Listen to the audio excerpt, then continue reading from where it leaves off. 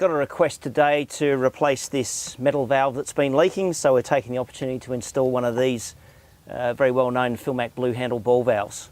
Loosen it off, but it's remove the valve.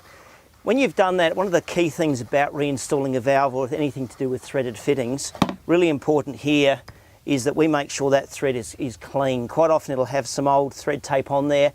It's not so much that the thread tape goes off, but it will have a habit of bunching up when you remove the valve. So we really need to make sure that's a nice, clean, even surface, and I've already pre-cleaned that for the purpose of this video. And as you've seen before, it's just a question of actually reinstalling tape. Once again, it's the old story, is we're going a clockwise direction and make sure we maintain the pressure. You can see that I've got complete control over that. As I've mentioned before in some other videos, probably worthwhile pre-fitting some of these fittings just to understand how much thread tape we need, but quite often it's around that six turns mark. Can be more depending on the fittings. Take our valve here, and it's just a question of, again, being very careful when you first do it by hand, just to make sure there's no cross-threading.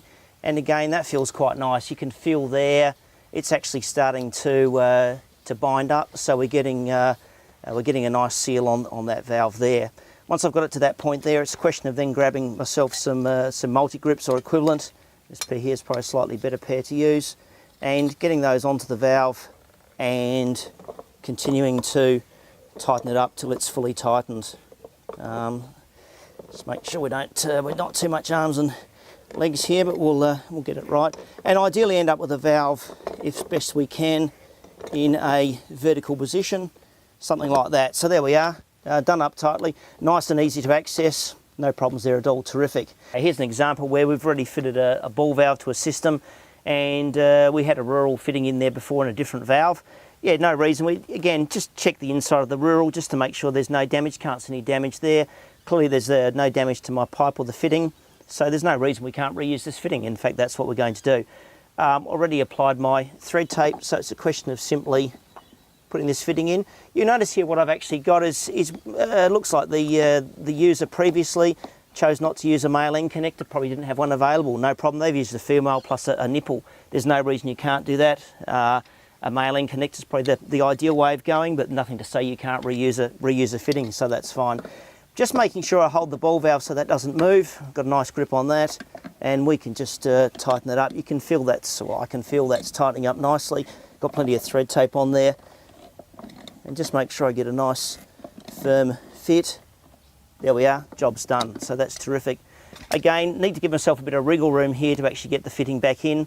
One of the things to do here is you can see that the O-ring is in good condition, but it is a little bit dry. Again, it's just a question of giving that a bit of a lick. Some people don't like doing that. Use some water out of a jug or something, but just to make sure that's lubricated, so when it's sliding back into this fitting here, it doesn't cause any problems. It's just a question of bending it like that. There we go. In it goes. Grab my nut, bring the nut up here, just tighten it like that. And then it's just a question of just nipping that up, and it doesn't take too much. You can use a special tool if you like, or just in my case, just a set of multi-grips. There we go, just nipped up, job's done. That should be good for years to come. Turn that back on, system is ready to go.